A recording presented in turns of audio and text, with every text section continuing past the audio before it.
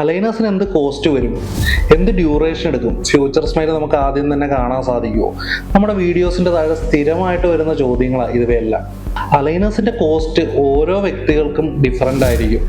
നമ്മുടെ പല്ലിന്റെ അവസ്ഥ അനുസരിച്ച് എത്ര നമ്പർ ഓഫ് അലൈനേഴ്സ് വേണം എന്നുള്ളതിനെ ഡിപ്പെൻഡ് ചെയ്തിരിക്കും അലൈനേഴ്സിന്റെ കോസ്റ്റ് എത്രയാകും എന്നുള്ളത്.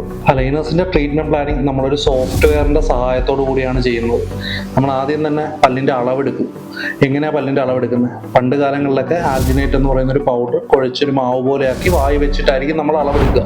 പക്ഷെ ഇപ്പൊ ഇൻട്രാവർ സ്കാനേഴ്സ് അവൈലബിൾ ആണ്. അപ്പൊ നമ്മൾ ആദ്യം തന്നെ പല്ലിന്റെ ഒരു ഇൻട്രാവർ സ്കാൻ എടുക്കും. സോ ഈ ഒരു ഡിജിറ്റൽ സ്കാൻ നമ്മൾ ആ സോഫ്റ്റ്വെയറിന്റെ സഹായത്തോടുകൂടി പ്രോസസ് ചെയ്ത് കഴിയുമ്പോൾ നമുക്ക് നമ്മുടെ ഫ്യൂച്ചർ സ്മൈൽ കാണാൻ സാധിക്കും.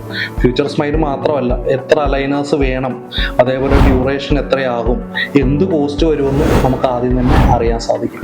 സോ നിങ്ങൾ കമ്പിയിടാനുള്ള ബുദ്ധിമുട്ട് കാരണം മടിച്ചു നിൽക്കുന്ന ഒരാളാണെങ്കിൽ ഉടനെ തന്നെ അടുത്തുള്ളൊരു ദന്തിസ്റ്റിനെ കാണും, ഒരു ഇൻട്രാവർ സ്കാൻ എടുക്കും, എത്രയും വേഗം അലൈനർ ട്രീറ്റ്മെന്റ് സ്റ്റാർട്ട് ചെയ്യും.